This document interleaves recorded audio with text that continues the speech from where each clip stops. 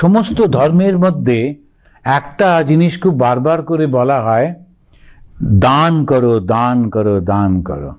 তাই তো সেই কাহিনীও আছে, দ দ দ। তো এই মানুষ সে অনুভব করলো আমাকে দান করতে হবে।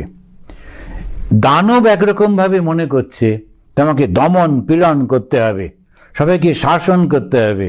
ভগবান শুধু একটা উচ্চারণ করলেন, আকাশে বারবার ধ্বনিত হতে লাগলো দ দ দ।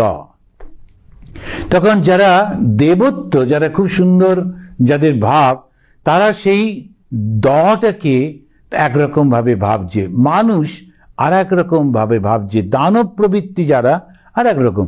মানুষ বুঝলো দান করো। তো এই দানের অসীম ক্ষমতা বিভিন্ন স্ক্রিপচারে বলছে।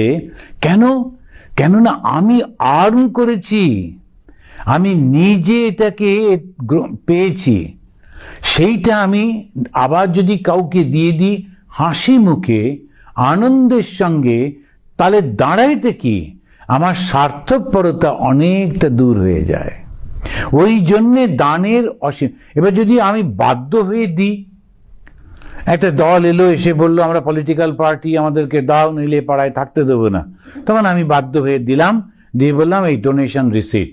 ওইটা দান নয় কিন্তু। কেন? ওই দেওয়ার মধ্যে আমার প্রচন্ড দুঃখ, বেদনা আর ক্রোধ চলে যাচ্ছে, ওইটা দান হলো না। আমি ভালোবেসে যখন কাউকে কিছু দিচ্ছি, সেটা হচ্ছে দান।